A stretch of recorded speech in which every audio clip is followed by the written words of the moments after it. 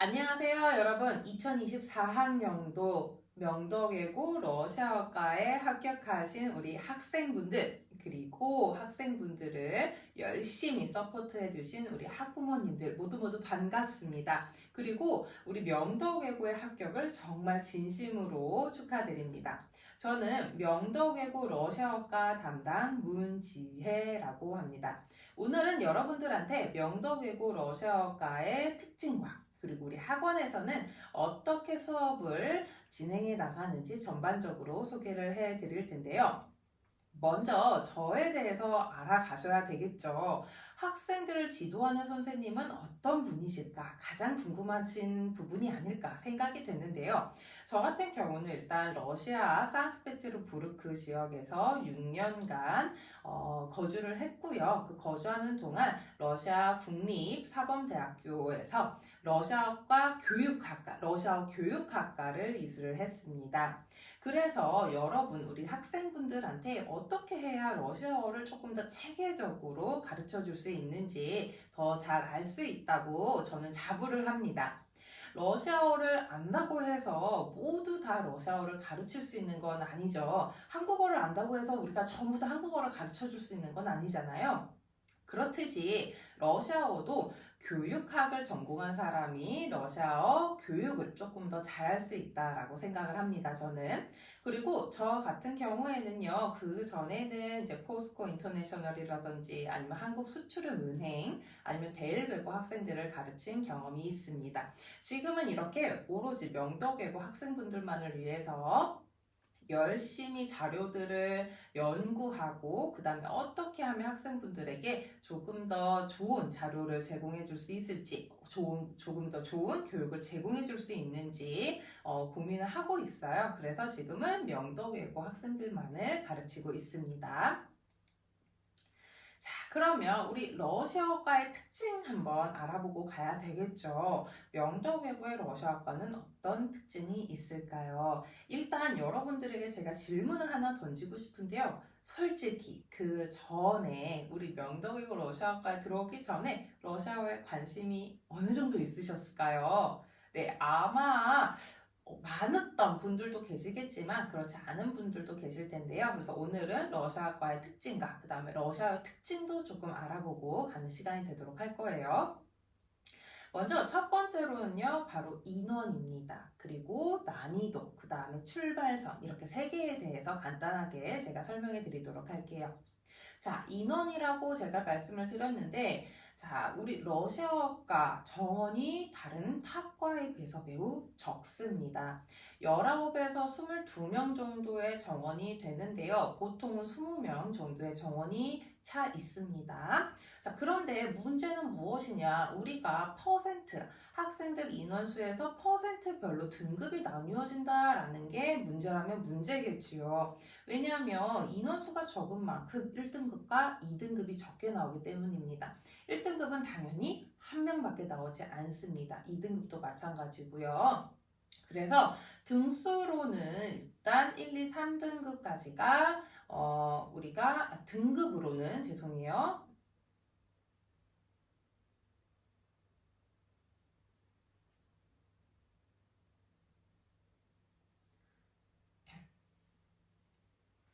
먼저 정원에 대해서 말씀을 드리도록 할 건데요. 명덕외고 러시아어과 사실 명덕외고뿐만이 아니고 다른 외고들의 이제 특징이라고 볼 수가 있는데 러시아어과는 학생 정원 수가 적습니다. 다른 학과에 비해서. 그래서 우리 독일어라든지 프랑스어과는 우리 한 50명 정도 되는 걸로 제가 알고 있습니다. 하지만 러시아어과 같은 경우는 많으면 22명, 적으면 19명 정도의 정원이 되어져 있어요.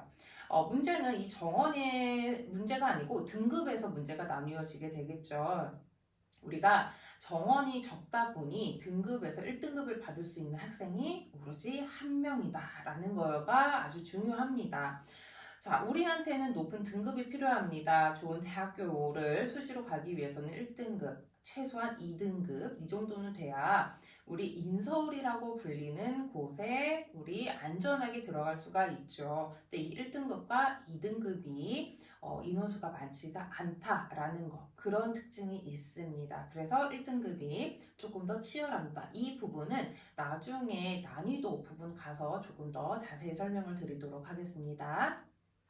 자, 난이도예요. 이 난이도는 무엇이냐? 먼저 보시게 되면 언어의 난이도라는 게 있고요. 그 다음에 시험 난이도라는 것이 있습니다. 기본적으로 우리 러시아어를 혹시 초록색 검색창에 쳐본 적이 있으실까요? 제가 앞에서 여쭤봤어요. 혹시 러시아에 대해서 관심이 있으셨나요? 라고 여쭤봤는데 그 이유는 무엇 때문이냐? 러시아어의 난이도가 상당히 높습니다. 네, 지금 제가 한번 실제로 검색을 해봤어요. 검색을 해봤더니 그 내용이, 자, 세계에서 가장 어려운 언어 세 개가 나왔는데 중국어, 아랍어, 러시아어 이렇게 세 가지가 나와져 있죠. 자, 한국인의 특징으로서는 한자를 조금 알고 있고, 그 다음에 중국은 좀 인접한 국가이기 때문에 중국어는 친숙합니다. 실제로 우리가 많은 문화도 이제 중국의 많은 문화들도 뭐 인터넷이라든지 아니면 유튜브라든지 이런 곳에서 접할 수가 있죠. 드라마라든지요. 그래서 중국어 같은 경우는 난이도는 여기서는 어렵다고 나와 있지만 우리가 실제적으로 느끼는 체감적인 난이도는 그렇게까지 높지는 않아요. 저도 중국어를 전공을 한번 해봐서 어렸을 때 배웠거든요. 네, 알고 있습니다. 하지만 우리 러시아어 같은 경우는요, 일단 알파벳부터 다릅니다. 우리 영어라고 똑같다라고 생각하시면 절대 안 되고, 그럼 스페인어하고 같나? 라고 물으신다면 그것도 아닙니다. 그리고 문법도 다른 유럽어에 비해서 상당히 어려운 편입니다. 네, 일단 뭐 격이라는 게 존재하는데 이 격이 뭐 독일어는 4개의 격이 있지만 러시아는 6개의 격이 존재를 하고요. 그 외에도 영어 같은 경우는 문장 배열이 상당히 중요한 언어이지만 러시아어는 그렇지 않거든요. 그렇지 않기 때문에 조금 더 어렵습니다. 그래서 러시아어는 일단 난이도가 최상이다라는 걸 우리가 알았어요. 그리고 방금 전에 제가 또 앞서 말씀드렸던 것이 있는데 그게 뭐냐면 정원이 적습니다 라고 말씀을 드렸고 1등급이 몇 명이요? 한 명이요. 그쵸? 한 명밖에 나오지 않는다라고 말씀을 드렸어요. 그러면 문제를 출제하는 출제자의 입장에서는 당연히 시험의 난이도를 높게 낼 수밖에 없겠죠. 왜냐하면 조금 더 변별력 있게 1등급을 나누어 주려면 당연히 시험 문제가 어렵습니다. 그래서 우리 러시아과 같은 경우는요.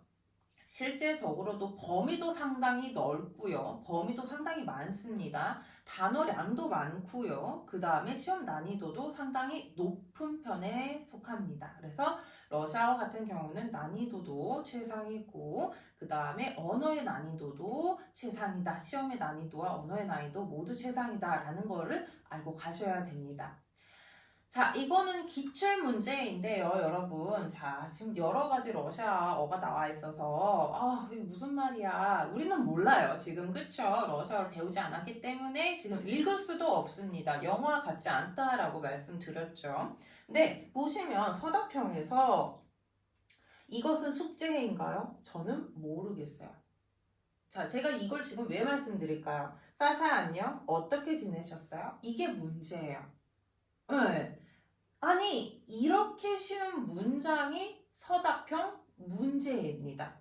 감이 오시죠? 제가 어떤 것을 말씀드리고 싶은지. 네. 이렇게 단순한 문장 자체도 매우 어렵다는 것.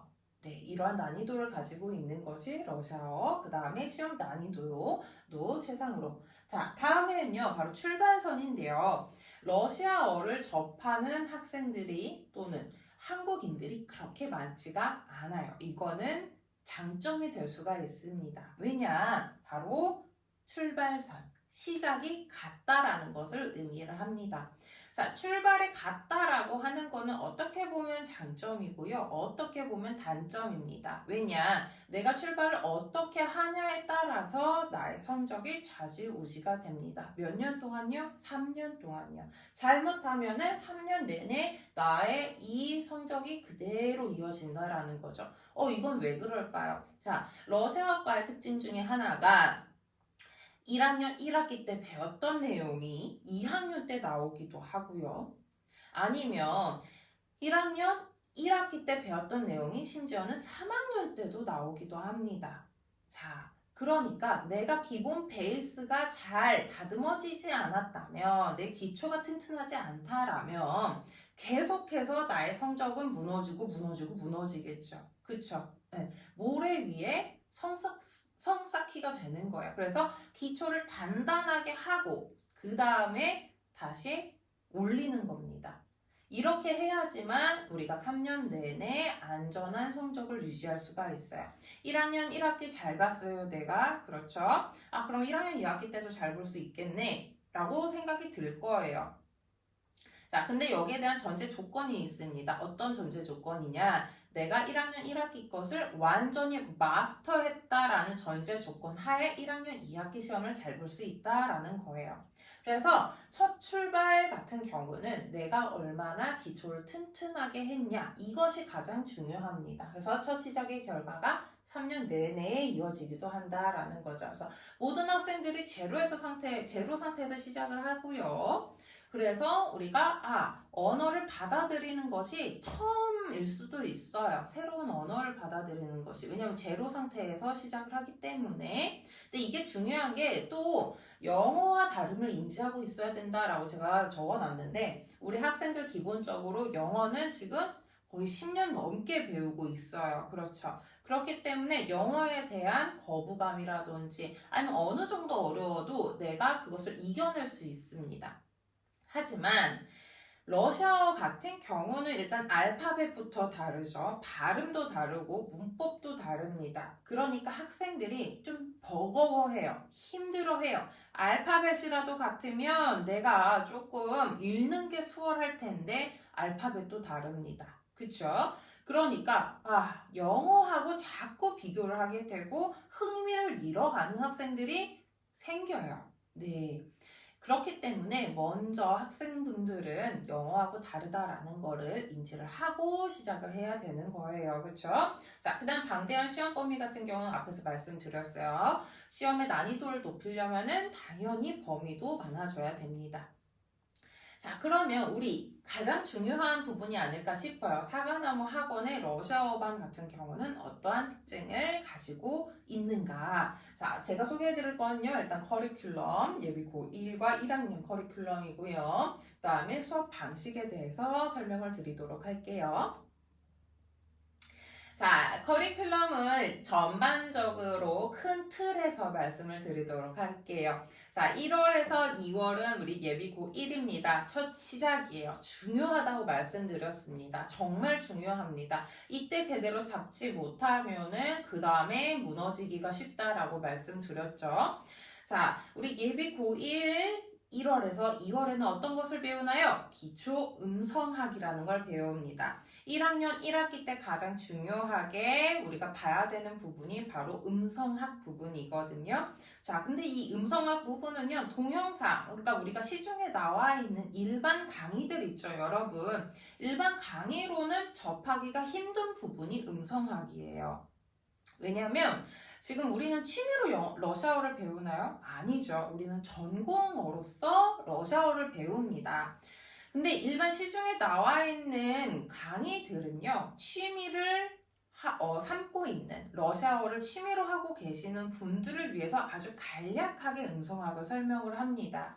그걸로는요, 학생분들한테 모자랍니다. 턱없이 부족합니다. 내용이 없어요. 그렇기 때문에 음성학 이 부분은요, 여러분들이 인터넷 강의에서는 얻어가실 수가 없는 부분이다 라고 생각을 하셔야 돼요. 그래서 학원 수업이 중요한 이유이기도 합니다.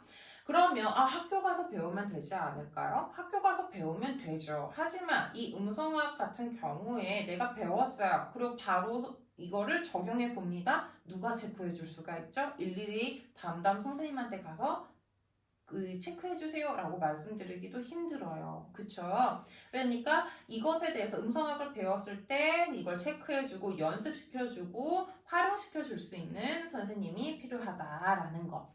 그 다음에 문법, 어휘, 작문들을 이제 기초적으로 우리가 배우게 되는데요. 어휘 같은 경우들은 우리가 계속해서 공부를 해 나가야 되는 부분이고, 문법도 이제 처음 배우는 언어이기 때문에 잘 설명을 해 드려야 돼요. 자, 내가 알고 있는 것들을 누군가에게 알려준다라는 건 어려운 일이죠. 제가 이래서 교육하기 중요합니다라고 말씀드렸던 부분인데요. 자, 내가 아는 것을요, 누군가한테 설명해 주는 것이 바로 교수법이에요. 그렇죠? 교수법을 알고 있는 사람이 잘 하겠죠, 여러분? 네. 저의 얘기를 하고 있는 거예요. 네. 그래서요, 제가 다른 것들도 다 잘한다라고 말씀드리지만, 특히나 이렇게 문법 부분 같은 경우는요, 우리 학생들이 더 잘 쉽게 이해할 수 있도록 제가 많이 노력을 하고 있고, 실제로도 학생분들이 잘 이해를 하고 있습니다. 아주 쉽게 가르쳐 드리려고 합니다. 아주 쉽게 응용할 수 있도록. 또 작문 역시 마찬가지이고요. 자, 이렇게 해서 1월하고 2월에 우리가 탄탄하게 기초를 쌓았어요. 그러면 이제 고1 되는 거예요. 우리 3월부터. 그쵸? 두근두근 거려요. 내가 고1이에요. 그쵸? 자, 고1 들어가면서 이제 내신 준비를 할 거예요. 그래서 음성학이랑 뭐 어휘, 문법 이런 거 당연히 우리가 내신에 맞춰서 공부를 할 거고요. 자, 보면은 특징적으로 뭐가 있어요? 문화 부분이 있습니다. 우리 러시아어가 특징 중에 또 하나를 이제 언급해 드린다라고 한다면, 문화가 시험에 간간히 나와요. 근데 여기는 이 문화 부분은 사실은 거저주는 문제이거든요. 그쵸? 그래서 여기서 틀리면 아깝잖아요. 그리고 문화 부분만을 위해서 따로 시간을 내서 공부하기도 사실은 아까운 부분이에요. 그래서 이런 것들을 수업 중간중간에 계속 알려줄 수 있는 그런 시간을 가질 겁니다. 그리고 1학기가 끝났어요. 그러면 이제 여름방학이 되겠죠. 여름방학 때는요, 1학기 때 배웠던 문법들을 한번 싹 복습을 합니다. 앞에서 배웠던 것들이 다 나한테 마스터가 된 상태여야지만 2학기 때 배우는 내용들을 그 위에 빌드업할 수가 있어요. 그쵸? 그렇기 때문에 1학기 때 배웠던 내용 한번 싹 복습하고 다음에 2학기 내신들을 준비를 합니다. 이때 역시 문화가 들어가게 되는데, 자, 2학기에 나오는 문화는 조금 더 양이 많아요. 그래서 이때도 우리 2학기 문화를 준비하게 되고요. 그 다음에 1학년 2학기 때는요, 이제 내신 당연히 준비를 해드릴 거고요. 문법 그리고 작문들도 같이 준비를 합니다. 보면 특징적으로 작문이 계속 들어가 있어요. 그렇죠? 서답형이 100점이 8점, 9점, 12점 이렇게까지도 나와요. 우리 작문에서 틀리면 많이 아깝습니다. 그리고 작문은 아까 앞에 잠깐 시험지 보여드렸죠? 사샤안녕? 어떻게 지내? 이런 간단한 내용인데 작문하기가 힘들다라는 게 러시아어의 특징이었어요. 그래서 작문도 계속해서 우리가 연습을 해 나갈 겁니다. 자, 그러면 어떻게 수업을 이어나가나요? 먼저 첫 번째로는 자체 교재입니다. 명덕외고 러시아어과 학생들만을 위해서 내신용 자체 교재가 있습니다. 이 자체 교재로 문법부터 어휘, 그 다음에 문화까지도 우리가 다 섭렵을 할 수가 있어요. 자, 두 번째로는요, 퍼스널 관리, 바로 1대1 관리입니다. 각각의 학생들마다요, 자신의 능력치가 있어요. 그리고 다 똑같이 배워도 그 다 똑같이 배웠던 것들을 흡수하는 거는 다릅니다. 그것들을 제가 다 한 명 한 명씩 캐치를 해요. 그리고 그 학생의 레벨에 맞는 과제들을 다 일일이 줄 거고요. 그 다음에 너는 여기가 조금 더 부족한 것 같아. 이렇게 피드백도 다 줍니다. 그래서 이러한 관리를 통해서 학생들이 내가 지금 학원에 있는 건가? 아니면 과외를 받는 건가? 이러한 느낌을 받으실 수 있습니다. 다음에 세 번째로는요, 모의고사인데 아주 중요한 부분이다라고 저는 생각을 해요. 앞에서 문법이나 어휘나 뭐 작문이라든지 아니면 문화 파트를 다 배웠어요. 근데 그거를 실제 시험에 가서 응용을 하지 못한다라고 한다면 이거는 정말 안 되겠죠. 네. 네. 그렇기 때문에 우리가 가서 시험장에 가서 시험 볼 때 이걸 잘 활용을 해야 되는데 문제는 무엇이냐? 시험 문제들을 내가 시험장에서, 그러니까 시험 볼 때 처음 마주친다라면 너무 떨린다든지 아니면 순간 헷갈린다든지 이러한 현상이 있을 수 있어요. 그렇기 때문에 제가 예상 문제들을 뽑아줍니다. 그럼 그것들을 가지고 모의고사를 봐요. 계속 시험기간 특히 한 달 전부터는 계속 시험 문제만 풀 거예요. 그러면서 문제가 이런 유형이 있고 이런 유형이 있고 이런 유형은 이렇게 풀어야 되는구나. 여기서는 이걸 묻는 거구나. 이러한 핵심 포인트들을 잡아가는 시간이 중요하다라고 저는 생각합니다. 실제로 그렇게 해서 학생들 점수도 좋았고요. 조금 더 자세히 살펴보도록 할게요. 자, 수업 방식 자체 교재 같은 경우는 지금 보시면 지금 글씨가 작아서 잘 안 보이는데 이론이라고 해서 문법 또는 문화 파트에 대한 이론들 나와 있고요. 그 다음에 회화. 자, 이렇게 우리가 문법을 배웠으면 결국은 회화가 이렇게 이루어진다라는 걸 중요하게 보여주고 있는 건데요. 이 회화가 왜 중요하느냐? 우리 수행평가 있죠. 수행평가 볼 때 말하기 수행평가가 있습니다. 때 사용할 수 있는 부분이에요. 다음에 연습 문제예요. 우리가 문법을 배웠어요. 그럼 연습을 해야 되겠죠. 이 연습 문제를 통해서 문법을 다진다라고 생각하시면 됩니다. 다음으로 이제 1대1 관리인데요. 이렇게 학생들 개개인한테 제가 이렇게 과제를 줄 거예요. 일주일에 한 번씩 과제가 나갑니다. 그래서 이 부분 공부하세요.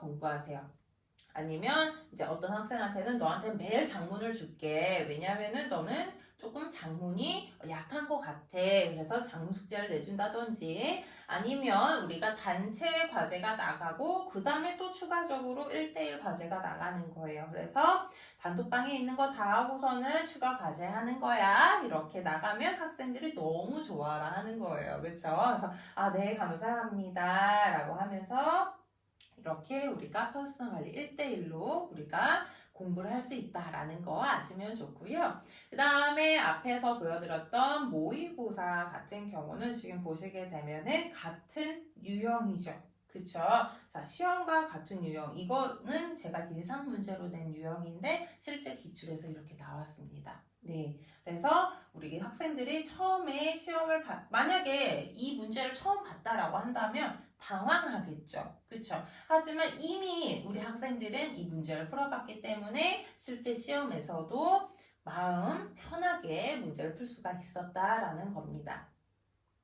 자, 여기 부분에서도 마찬가지예요. 이거는 심지어 요번 연도 2023학년도 3년도 2학기 기말고사 내용인데요.